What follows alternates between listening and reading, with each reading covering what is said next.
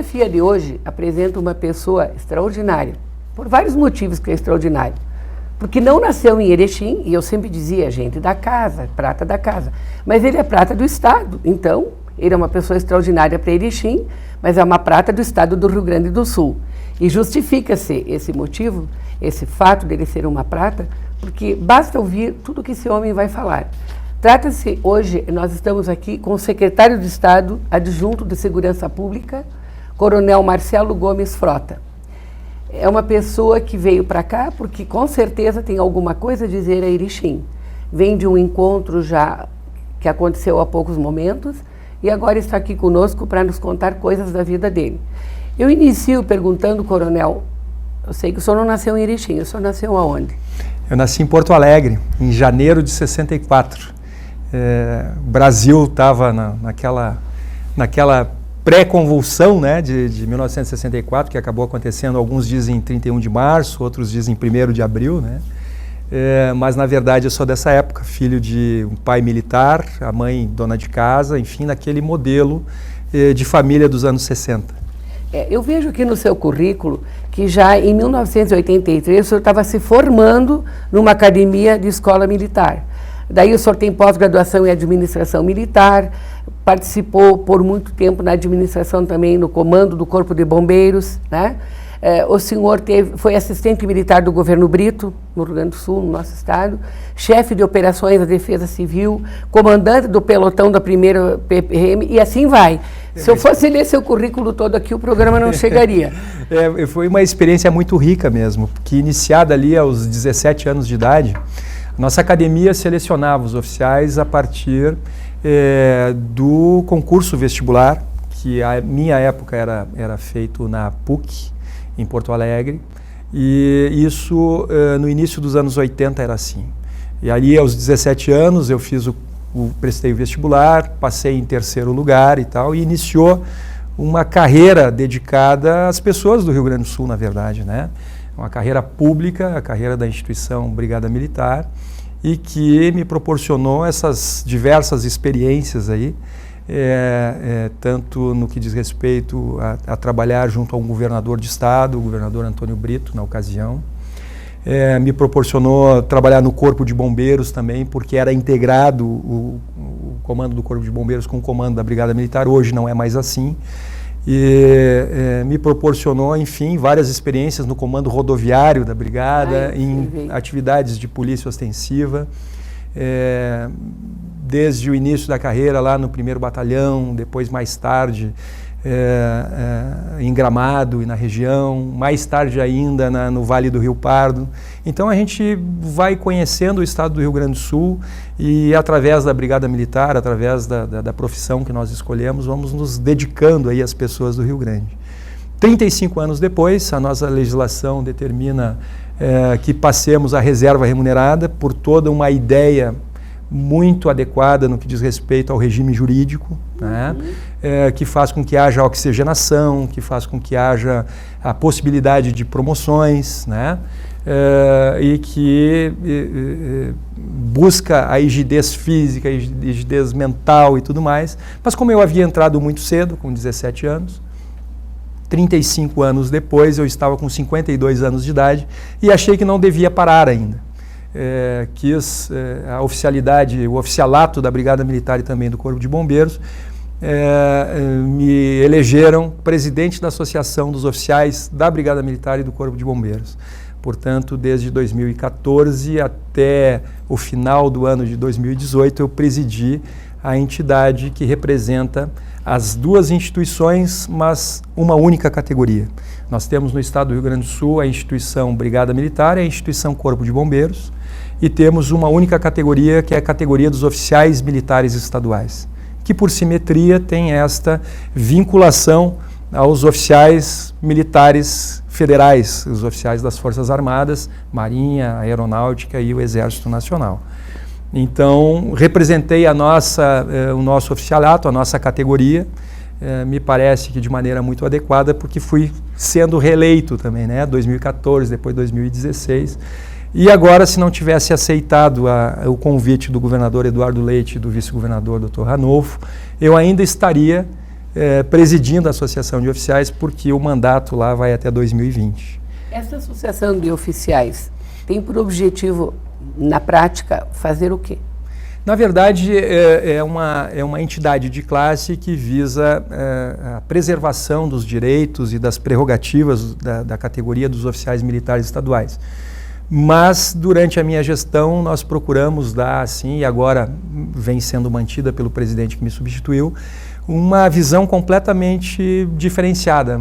Talvez muito por esse DNA, muito por essa vocação de inserção social, nós buscamos fazer da entidade de classe dos oficiais também um ponto de apoio, um ponto de fundamentação à melhoria da segurança pública como um todo.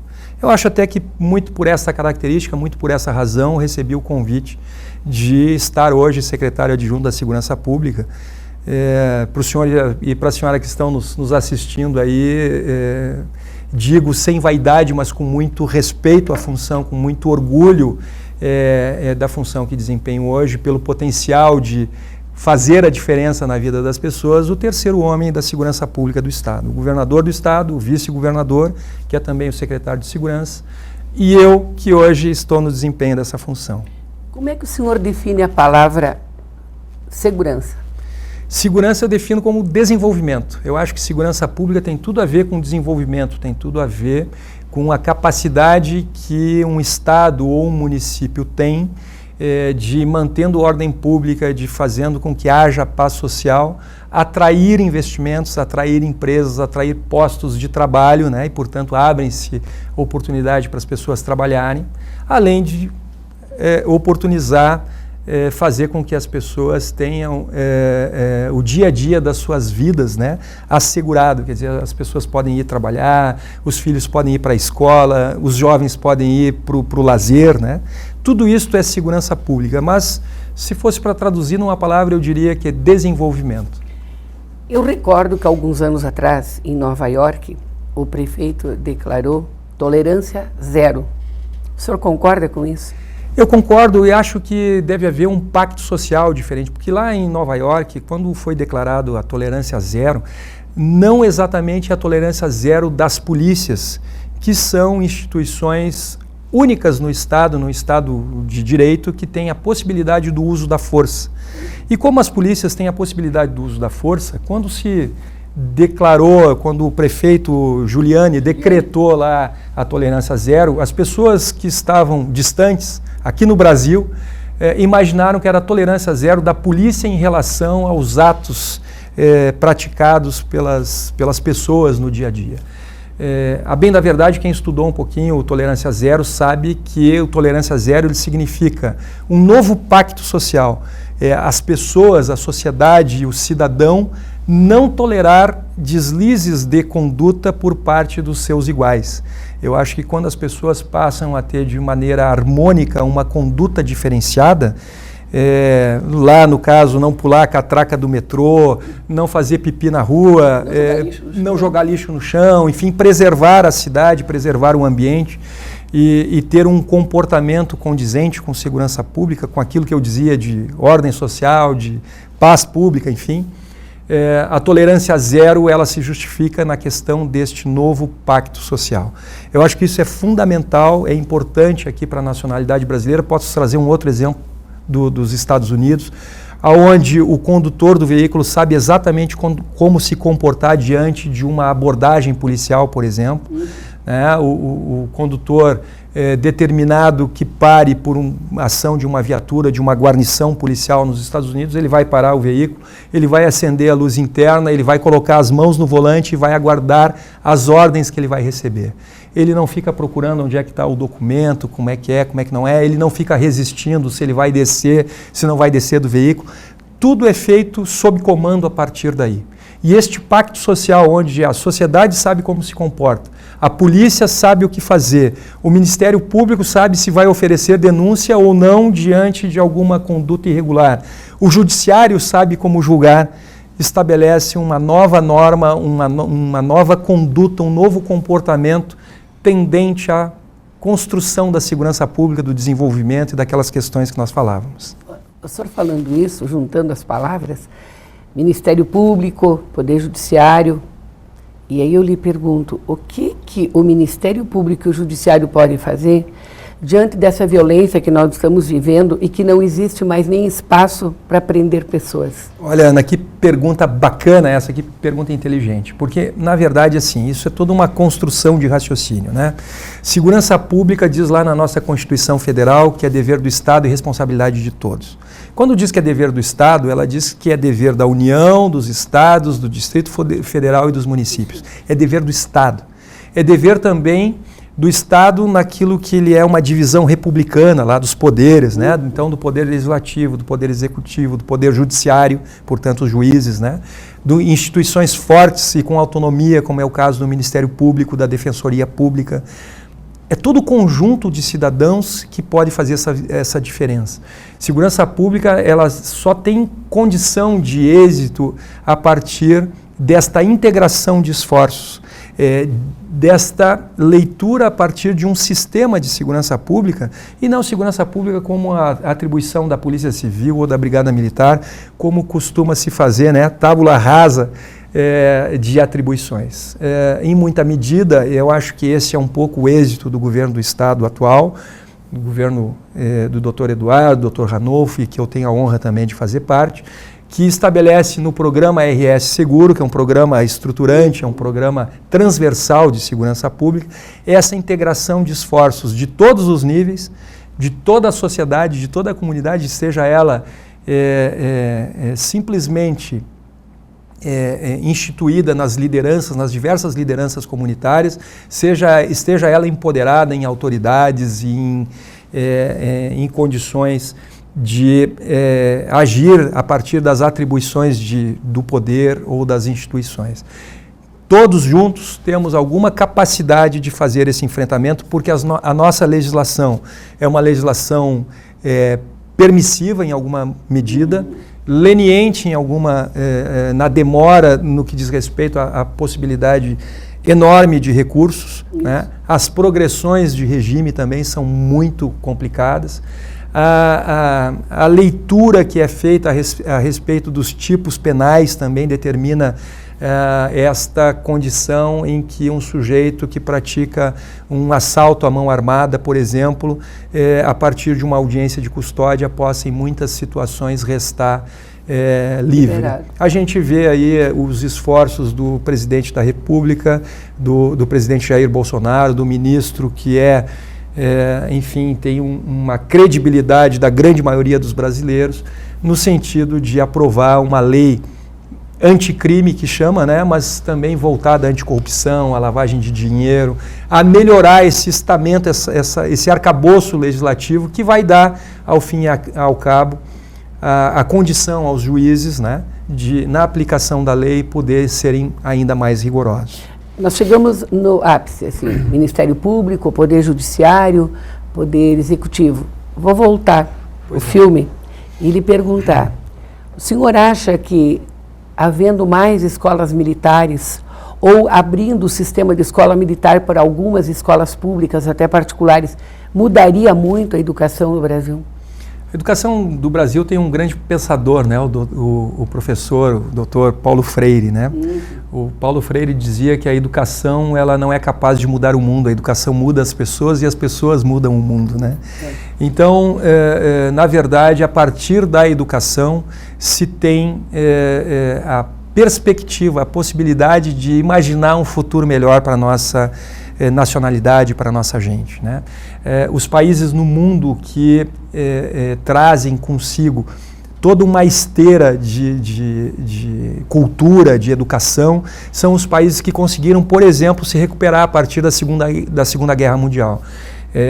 Existem historiadores, existem pensadores que afirmam que a Alemanha só se recuperou depois de 2 grandes guerras da maneira célere e é a potência mundial que é hoje, porque lá havia um acúmulo cultural muito expressivo, seja na música, seja na religião, seja na cultura, né? Com Kant, com Bach, enfim, com as reformas... Os grandes pensadores. Os grandes pensadores, quer dizer, então, assim, o acúmulo cultural, não há dúvida que representa a possibilidade do desenvolvimento também de uma nação. O Japão de igual forma e outros países. Assim também existem alguns que afirmam que Portugal e Espanha, apesar de terem sido grandes expressões como navegadores e tudo mais, em face desta lacuna cultural e desta lacuna de educação mais aprofundada, perderam essa condição de liderar o mundo como o fizeram há séculos atrás. Ficaram um pouco estagnados, né? E os outros evoluíram. Então, assim, escolas militares, não sei se é exatamente este o caminho. Me parece que quando a gente pensa em escolas militares, a gente está pensando num ensino onde o aluno respeita o professor, onde o professor tem condições de dar uma aula, onde a construção do conhecimento se dá não da maneira permissiva, não onde o mestre não é respeitado, onde as coisas não acontecem. Educação no Brasil precisa atender também, me parece, a expressão territorial do nosso país, que é continental. Né? Explicar como nós aprendemos, como eu com 55 anos de idade fui alfabetizado, né? Que Eva viu a uva, ou que o vovô viu Eva. Né? A uva, por exemplo, não é um produto agrícola da região nordeste do país. Né? A característica é outra. Isto é concreto, digamos assim, para os meninos aqui da região sul do país. Né? Agora põe isso no Nordeste e ele vai ser obrigado a repetir o ano, não é porque ele não aprendeu a ler e escrever, porque o que estava sendo dito para ele não fazia parte, não era concreto para aquele indivíduo que está em formação e que precisa associar a realidade dele no conhecimento, no aculturamento. Por analogia, seria como falar na alfabetização de uma criança no interior de Minas Gerais, falar todo dia sobre o mar, a praia, o litoral. Perfeito exemplo, eu acho que tem a ver com isso. Não há dúvida que há muito espaço no nosso país para que haja um desenvolvimento no Ministério da Educação e da Cultura. Me parece não com ideias assim, e aí vem toda uma discussão de ideologia, toda uma discussão de adequação ou não de trazer informações. Eu acho que a informação é sempre adequada quando ela se transforma em conhecimento e quando é possível apontar desenvolvimento e apontar crescimento a partir das abordagens que são feitas. Mas há um espaço, eu repito, para esta adequação de tornar concreto na vida do estudante fatos e exemplos e modelos que precisam ser, a partir daí, então, apropriados por aquele indivíduo que vai fazer com que ele seja uma pessoa diferente na comunidade e na sociedade que ele vai conviver. Coronel, o senhor podia explicar de uma maneira bem simples para o povo saber o que o senhor veio fazer em Erechim? Posso sim. Quem sabe eu consigo explicar até numa frase.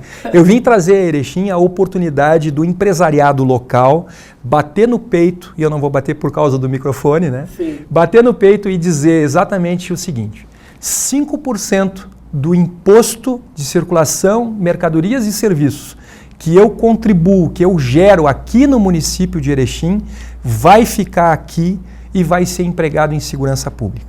Isso é o que eu vim fazer.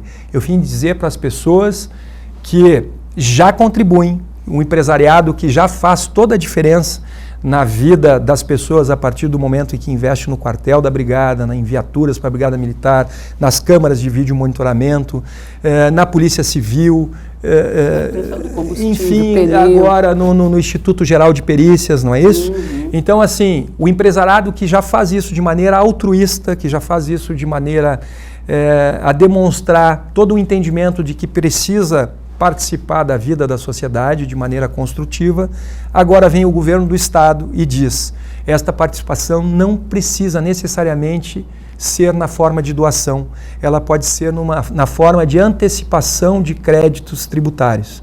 Então, o governo do Estado que arrecada o tributo, o ICMS, permite que este empresário indique nos projetos de segurança pública 5% daquele total que ele já arrecada, 5% vai ficar aqui em projetos de segurança para a cidade de Erechim. Esse projeto vai se estender para outras cidades também? Ele se estende para o estado do Rio Grande do Sul como um todo, mas não aquilo que é investido em Erechim. O que é investido em Erechim, fica em Erechim. O que é investido em Santa Maria, fica em Santa Maria. Passo Fundo, de igual forma. Enfim, nos 467 municípios do estado, existe um limite máximo, que é 110 milhões de reais, que foi separado destes 5% de ICMS para ser investido em segurança. Portanto, os municípios que fizerem isso de maneira mais rápida, que se organizarem de forma mais coesa, tenderão a atingir de maneira mais eficaz este objetivo. Era essa reunião que o senhor esteve há pouco antes de vir aqui? Uma reunião muito bacana, onde compareceram muitos empresários da cidade, onde esteve o prefeito, onde esteve representação do Legislativo, onde esteve o Ministério Público, estiveram lá o comandante do 13 Batalhão, a delegada Diana, que é da Delegacia Regional. Enfim, estiveram o Tenente-Coronel Bittencourt, do Corpo de Bombeiros, estiveram várias representações da segurança pública de Erechim, e eu saio com uma expectativa muito boa de que será possível atingir 3,5 milhões de reais, que é o que ficou aportado para Erechim, para que os empresários possam dizer: de tudo que eu arrecado, 3,5 milhões podem permanecer em Erechim e podem equipar a Brigada Militar e a Polícia Civil nesse primeiro momento, trazendo maior tranquilidade para as pessoas de Erechim. A receptividade foi ótima, então. Eu saio daqui confiante que nós vamos atingir estes 3,5 milhões, que é o limite, e penso, inclusive, não sei se sou otimista, acho que sou um entusiasmado. Estar entusiasmado é estar repleto de Deus, né? Então eu saio daqui muito entusiasmado com o que vi, com a reunião que aconteceu, mas não é a primeira vez que venho a Erechim também. Eu sei da capacidade das pessoas de se agregarem em torno de um objetivo, e é por isso que Erechim é tudo que é no cenário, não só da região aqui, mas no cenário do estado do Rio Grande do Sul. Eu vou lhe fazer uma pergunta que é uma pergunta corrente na cidade. Existe a possibilidade do presídio ser construído, sair do centro da cidade e termos um presídio maior para acomodar tantas pessoas? A possibilidade é total, é real. Há uma energia muito boa da cidade de Erechim, e eu, quando falo isso, falo na Prefeitura Municipal, no Legislativo, no próprio Poder Judiciário, falo no Ministério Público, falo na Brigada Militar, na Polícia Civil, falo nessa integração toda que já esteve conosco na Secretaria, não só na Secretaria de Segurança, mas na Secretaria específica que trata desse assunto, presídios, que é a Secretaria de Estado da Administração Prisional, que tem um secretário que é um procurador de justiça, portanto oriundo do Ministério Público, com trânsito no Ministério Público, trânsito no Judiciário, escolhido pelo governador e que está tratando específica e exclusivamente da questão prisional, pois as informações que eu tenho tratam da liberação de recursos já para reforma e execução do muro do presídio que aí existe e que está realmente muito deficitário, e vão além no sentido da construção de um novo presídio, onde há uma disposição da Prefeitura Municipal de comprar o terreno, há uma disposição do Governo do Estado de fazer permuta, venda, portanto, de próprios do Estado, terrenos e prédios para aportar recursos e fazer essa construção. Acho que é tardio, a pergunta se justifica no sentido de que é uma demanda já recorrente da cidade de Erechim, mas eu tenho conhecimento de que está bem avançado e deverá, em seguida, aí, nos próximos meses, me parece, ter uma boa notícia por parte do governador e por parte do secretário César Facioli. O senhor é a favor da privatização da administração dos presídios? Eu sou a favor daquilo que se chama das PPPs, da política público-privada, da união entre o interesse do Estado, que é público, e os entes privados. Eu acho que a partir daí existem muitas coisas que podem andar de maneira positiva. Sou a favor do que diz o ministro Paulo Guedes da nossa Fazenda, quando ele diz que o governo Jair Bolsonaro precisa proporcionar menos Brasília e mais Brasil, uma menor concentração de recursos. Eu sou a favor de uma situação de uma democracia liberal e não com uma democracia social, como a gente verificou ao longo dos últimos anos. E nessa democracia liberal está menos Estado e muito mais cidades, muito mais Estado enquanto ente federado, muito menos União, muito menos Brasil no dirigir a vida das pessoas. Eu penso que as pessoas precisam se organizar mais, penso que o Estado está muito envolvido em situações que não deveria estar, penso que a privatização, por exemplo, da distribuição, da questão do petróleo, da questão do gás, vai favorecer o crescimento da indústria, vai favorecer o desenvolvimento do país. Acho que nós precisamos de que o Estado esteja envolvido nas situações muito específicas de educação, segurança, saúde, e deixar esses envolvimentos assim, porque a livre concorrência acaba estabelecendo uma situação muito mais favorável. Coronel, eu fico chateada porque os números ali estão apagando, o nosso tempo está terminando.